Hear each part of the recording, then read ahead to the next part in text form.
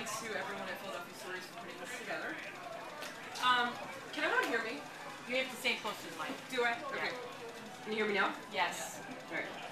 I am not a professional poet, but what I have today is poetry because I haven't. So the first one, every time I get up in an airplane, even though I know I've been in an airplane 1,000 times, seems like I understand that planes can fly. I just can't believe it. I cannot believe that something this large can actually fly. And this first poem is kind of about that, only in the sense that everything that we have in this country and everything that I have as a writing teacher and as a writer and everything that I'm trying to have seems almost impossible, like a plane that can't possibly fly. Because we're so lucky here. So that's this.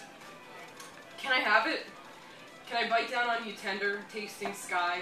Set my cords loose, snakes to snap at the air, and that slow drum so strong it runs a tide up my veins, and the sun still break its yoke and spill into the spreading land. Can I have the smile crinkles at the ends of your eyes, taste the tumble of your lips into mine, and the night still fold into violet, while crickets sing to sleeping blades of grass? Can I pull the writhing rubies and revolutions, turquoises and trespassers, cacao beans and colonialists and tragic teens and pomegranate pickers and peasant queens and yellow-eyed leopards and sparrows and shipwrecked lovers, heroine heroes and marching mothers, and strong men with human hearts and meadow mud and blue-flowering vines and calloused heels, out of this net called a mind, and spray their stories on the whitewashed walls of the world, and still step through the threshold, reeking of soul sweat, and find you there to grin and tell me how beautiful I am in my smeared war paint? Can we play hide and seek in the labyrinth as we build it, tango in 10 tongues while the city crackles around us, hold the warm beating world against our bare chests as the darkness unravels, rocking our hips to 10,000 years of spit and syllables, and that color that soaks your shut eyelids when you face the sun? Can we have it, or is that too much to ask of just one life? I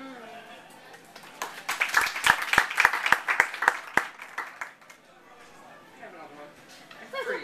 So this one, I think this is a pretty good one for a day like today. What do you do with despair? It wafts in through closed windows, cracks in the house, and you don't smell it until you're choking. Chocolate? Go for a run. Can you outrun it? For a while, until you realize it's behind you. No one calls anymore. It's Facebook and texting. And if you're single, some days you're really single. I've been a star and I've been a loser, and despair feels the same in any skin. It's not about being wanted. It's facing down the empty, the bottom of the jar. The last drop of music rolls off, and who will bring tomorrow? On golden wings you flew, evaporated into the sky. But Camus, you smug bastard, you're still wrong. The clues are waving from the lines. Emptiness, too, ends.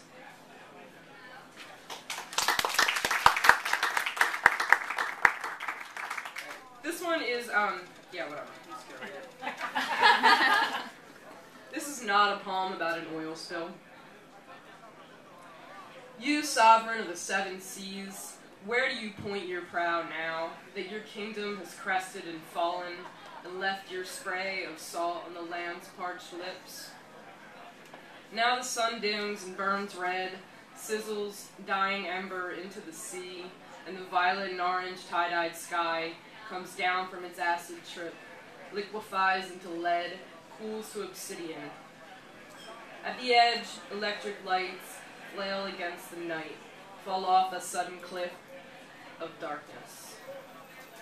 A dark so thick it pours into his retinas, a black that burns as far as he can believe.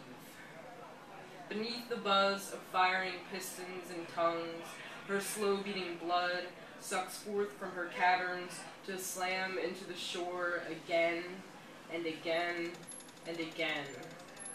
Give me time, she whispers to her lover, and I will make you into sand.